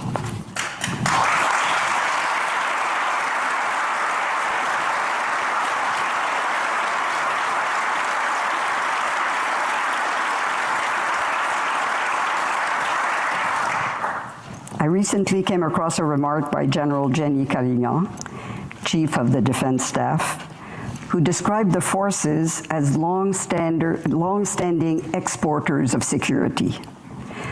I think today these vital efforts are being complemented by a renewed focus on defending our own vast territory. À nos membres en uniforme, To our uniformed members, I express my deepest gratitude for your service, professionalism, and commitment to excellence. And I stand firmly with your families who share in the sacrifices that this commitment entails. To see recruitment efforts bearing fruit with more Canadians from diverse genders, backgrounds, and perspectives choosing to serve. Significant progress is also being made within the forces to foster inclusion with dignity. Building on a proud tradition of respect and honor, this continued modernization will, over time, strengthen effectiveness and morale. It will also enhance your capacity by better reflecting the country that you're called to protect. It's a profound honor for me to assume the role of Commander-in-Chief of Canada. À l'aube de mes nouvelles fonctions, As I take on my new role, I am mindful of the privilege given to me to go out and meet with Canadians across this country and to discover the wealth of ideas and ideals that inspire them. I am preparing myself to be surprised and to confront my own stereotypes and unconscious biases. Like that day when a young Chinese woman made me smile when she remarked that everything in New York was old. I can't wait to learn and share with you my thoughts on the joy of discovering others. And when I am called upon to represent Canada beyond our borders, or to welcome foreign dignitaries here at home, it is this wealth of Canadian voices that I intend to showcase. In particular, and I hope that each day I will be able to embody the spirit of empathy that lies at the heart of our great reconciliation project. we can harness our extraordinary resources, the breadth of our talent, our collective know-how, and our boundless imagination. The world is watching us, not to copy everything we do, but to draw inspiration from a country striving to embrace the future with greater security, prosperity, and dignity for all. Thank you. Merci. Thank you.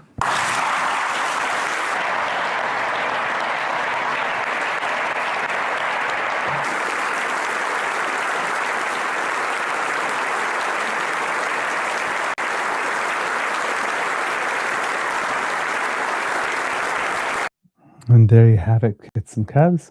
Highlights from the Governor General's address. I let it play through the conclusion there. But again, with regard to the military, we saw that it was almost like she was given an assessment of how she views the progress that has been made to date since she wrote her report after her look into what was going on there in 2021 and 2022. And of course, talking about the military and Canadians' military, not in terms of Canada being a warrior nation, as a lot of people in the conservative movement who are trying to do that hyper masculinity, hyper machoism thing that is often associated with fascism. But specifically talking about being a force that is professional, that has a commitment to excellence, and that is an exporter of security more than the basis of a warrior nation. Which again resonates with me. Here, so that's basically what I have here. I have no doubt that she's going to be doing an excellent job. I would also be rather surprised that if the Prime Minister doesn't consult with her regularly, because as I noted back in May, when the Prime Minister announced that she was named, I was fascinated by the fact that a man who's an international rock star in his field, who is so incredibly accomplished, who is a man of depth, of gravitas, of a great organization, particularly in his ideas and mentally when he's communicating, who has a mastery of self, along with a sense of humor with all of that, picked somebody with very similar qualities and accomplishments in their own field to provide him with counsel.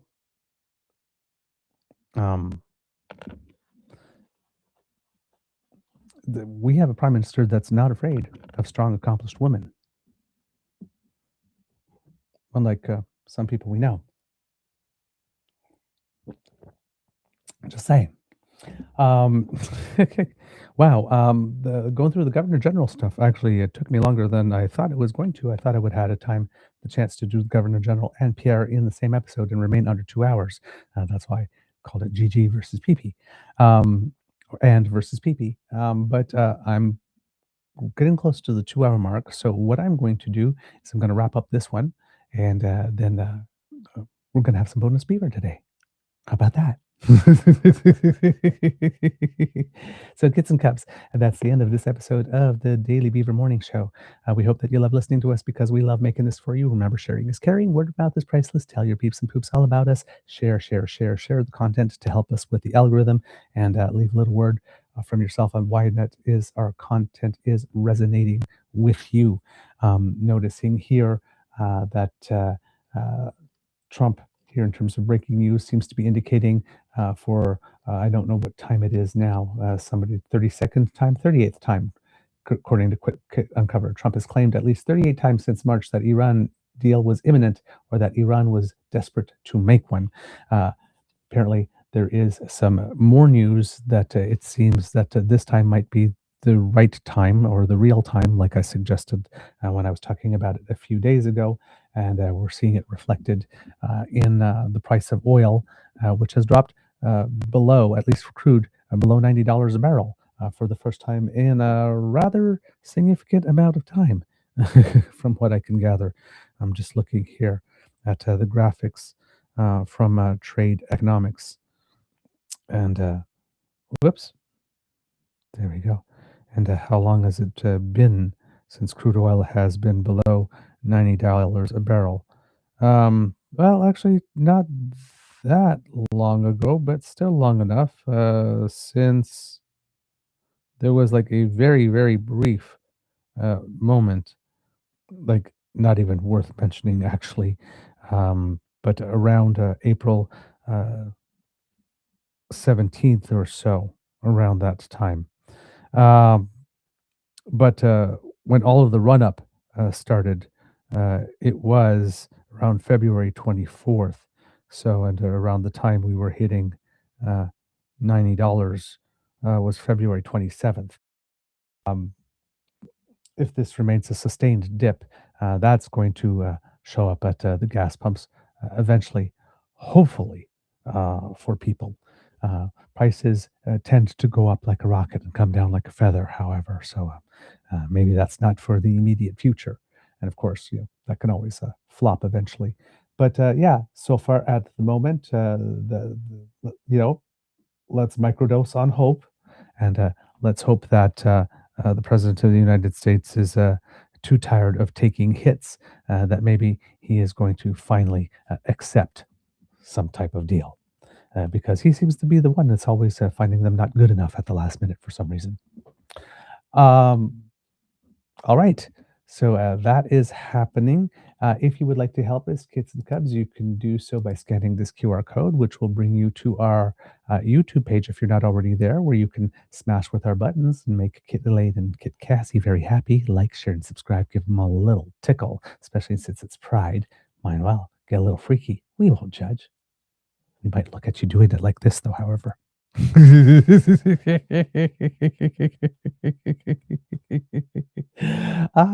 And of course, if you're watching on your phone within 7 days of the live broadcast, in the comment section, if you swipe left, you can give us some hype points 3 days a week for 3 episodes a week. That allows smaller audience shows like ours to be viewed by more people. Hopefully it combats what's going wrong with the algorithm. But anything that you can do on that end would definitely be helpful. Other ways you can support Kits and Cubs is by a contribution to the Eager Beaver Lodge's Emergency Hydration Fund here. If you scan this QR code, it will bring you to our coffee page, ko-fi.com/eagerbeaver, all in one word. And we get 95 to 97% of your donation when you donate that way. Of course, we have our super chat stickers and memberships on YouTube where we get about 70%. And we have a direct bank transfer if you want to do the Buy Canadian thing by sending us an email at truenortheagerbeaver@gmail.com. Same email at which you could send your pledge for the mental health walk if you would like to do that. But if you'd like to send us a little something as well, that's the same email address. And that's a direct bank-to-bank transfer where we get 100% of your donation and none of it goes to a USC Tech Bro. Buy Canadian. It's always very appreciated. And of course, truenortheagerbeaver@gmail.com is where you can send us your contribution, your tariff, if you do not have any money, in the form of either compliments or constructive criticism or suggestions for guests for the True North Eager Beaver interview project, or some good news stories to help us with the doom scrolling. Another way you can take care of your tariff is if you go to our socials at True Eager on the Blue Sky Beaver Lodge or on the Shitter. Also, True North Eager Beaver on Facebook, our original home, the DamFam Discord, as well as our coffee page and our Instagram run by Kit Uncover and our Beaver Bites Substack. And leave us a little something, perhaps maybe using our hashtags Kits Who Cook, Kits Who Craft, or Kits Who Cultivate. Very helpful, and we appreciate that as well. Because democracy is something that you do, Kits and Cubs, we have the 3 petitions that we talk about most of the time here of late. Petitions ourcommons.ca E7124, which is a petition that calls upon the House of Commons to formally review the conduct of U.S. Ambassador Doucheface. That's not actually a quote from the petition. Should Should the review find that Ambassador Doucheface's actions are inconsistent with diplomatic protocol or detrimental to Canada's interests? They are. The Government of Canada take appropriate diplomatic measures, including the possible request for his recall. Probably won't happen because we're probably going to keep with the devil we know, and we're not going to poke the bear as we're doing the Kuzma stuff. But it's still, the more signatures, it sends a message. The message will be seen and will be heard. And we have this one at 23,117 signatures. The other one is a simple one, rcommons.ca E7395, asking that House of Commons stop funding Stornoway as a private residence for the leader of the opposition. And there's that one right there. And that is at now, let's take a look, 11,850 signatures.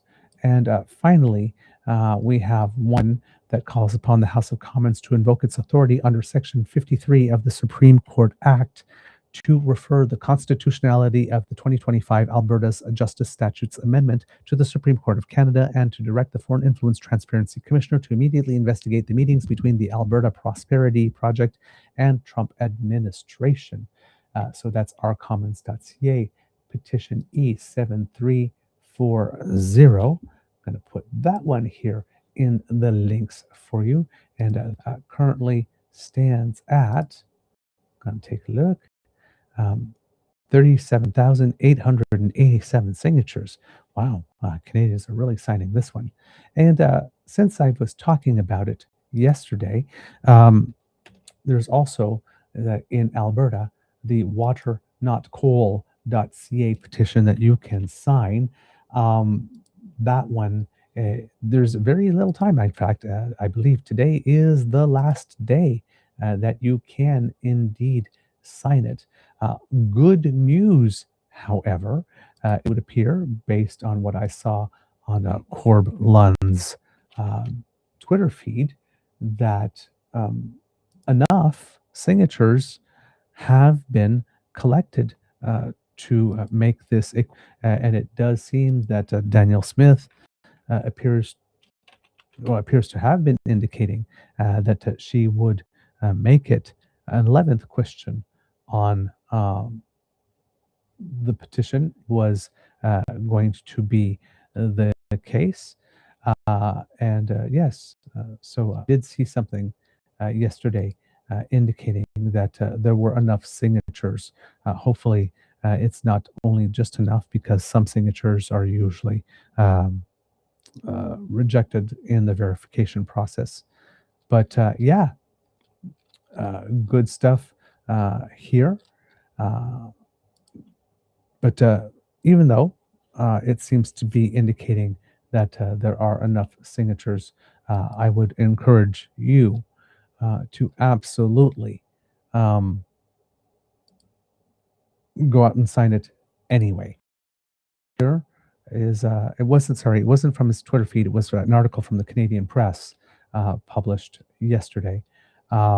Says Alberta country music artist Corb Lund says his team has collected enough signatures to compel the province to take action to stop coal mining on the eastern slopes of the Rocky Mountains. Lund didn't say how many signatures were received, but almost 178,000 are required under provincial law. The next step is to hand the names over to Elections Canada for verification. In a Monday news release, Lund said he will do that on the final official day of the petition campaign, Wednesday. So yeah, tomorrow's your last day. Quote, reaching this threshold proves what we've known all along. People care deeply about protecting our headwaters, our Rocky Mountains, and our way of life, he said. The petition asked signers to endorse prohibiting new coal mining in the Rockies on the grounds it needlessly risks harming the environment, particularly water. For the past 4 months, Lund's efforts, dubbed Water Not Coal, has gathered signatures at events, including a multi-day horseback ride from Longview, Alberta, south of Calgary to Edmonton. The group said it registered more than 3,000 canvassers. A successful petition would force Premier Danielle Smith's United Conservative government to consider passing a law banning coal mining or sending it to a province-wide referendum. Last month, Lund said that even if they got the required signatures, he doesn't necessarily trust Smith's government will act on it. Laura Lang, a rancher and spokesperson for Water Not Coal, said they want permanent protection for water, agricultural corridors, and the Rockies. Quote, this is what democracy looks like when citizens lead, she said in the release Monday. The UCP has said mining will be done with strict environmental safeguards while providing jobs and delivering a critical resource. Smith has said she supports direct has invoked Lund's petition as an example of her government giving voice to Albertans. Smith has already announced an October 19th vote on whether the province should stay in Canada or kickstart a second referendum on whether to leave. Quote, I'll be waiting to see whether or not London supporters have required signatures, Smith said last month. Her office didn't immediately respond to a request for comment Monday. Should the signatures be verified, the province's citizen-led initiative law requires the proposal to be put before a committee of lawmakers to make a recommendation to the government on what to do with it. The legislature scheduled to reconvene until October 27th. The province has been wrestling with its coal policy for years. In 2020, the UCP removed decades-old rules that had protected the eastern slopes of the Rockies from open-pit coal mining. The province began issuing leases. After a firestorm of public pushback, the UCP reinstated the protections and stopped selling exploration leases. It has since announced a plan to ban mountaintop removal and the new open-pit mines, but new regulations are still being finalized and advanced projects could still proceed through the approval process. Again, if the legislature is not scheduled to reconvene until October 20th, hopefully the committee that is supposed to review it can be called back to do it. So it can be included on the October 19th referendum, as Premier Smith seems to have indicated she was considering it for, but not sure how she accomplishes that without it going before the committee to make a recommendation to the government on what to do with it. So stay tuned with that to see if Danielle Smith follows through or does something sneaky again here with this. Because if this element did get added as an 11th question, well, now we have two elements to bring non-separatists and maybe non-UCP voters out to vote. And if they come out, Daniel's chances of having the next 9 votes, next 9 issues that she would like Albertans to give her a mandate for to fight against Ottawa for the next seemingly eternity, she would be denied those, or greater risk to have those denied if more people have a motivation to come out and vote. So we'll see what she does with that. But and that's a little early Canadians who make us proud while we're at it, since we're talking about Cord Lund doing democracy. So congratulations, sir, for getting it done, especially since you had much less of a microphone than the people at Forever Canadian to get theirs signed. And still you managed to do it. So fantastic. Great job, sir. Let's see, what else did we have here? So that was the book, Because Democracy is Something That You Do section. Words of wisdom, kits and cubs. Words of wisdom. I don't know if I have any today. I'm nothing particularly wisdom-inducing happened to me yesterday. So I'm a little devoid of it. So I'm just going to say, nourish your body today. And from what I saw in the opening of the show, it's going to be a hot one in certain places. So make sure you stay very well hydrated. There you go. Good nourishment, good hydration today. Those are my words of wisdom. Kids and cubs, it can be a tough world out there, so please be kind to and gentle with yourself. And at the count of 3, could I please have you participate in all together as a group and say, Mr. Beaver, please cue the cock in 1, 2, and 3.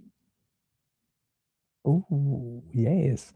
That was very celebratory and very regal, I must say. And for that, here's a little cock-a-doodle-doo, a little royal cock-a-doodle-doo, considering the occasion. Just for you. Yeah, you right there. Yeah, you.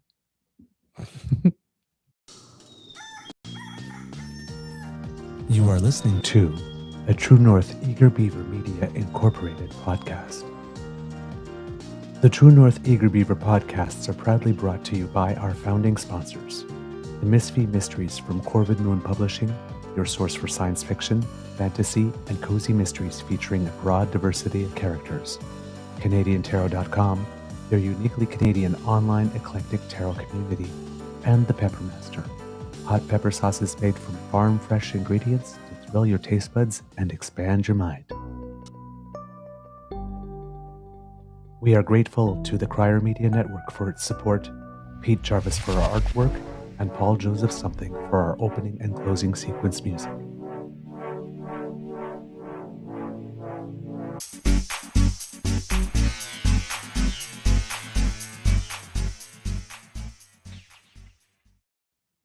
All right, Kits and Cubs. So since I'm going to be doing a double beaver today, I'm going to take an hour off instead of half an hour, because last time when we tried half an hour, that wasn't enough. By the time I got everything programmed, it was time to start again. So it's about 10 a.m. Eastern. We'll meet again around 11 a.m. Eastern, and we'll talk about PP going out and making his case for Canada. And as I like to show a little Phi, what I might have to say could actually surprise you. How about that? All right. Amour et bisous. And we'll see you very soon.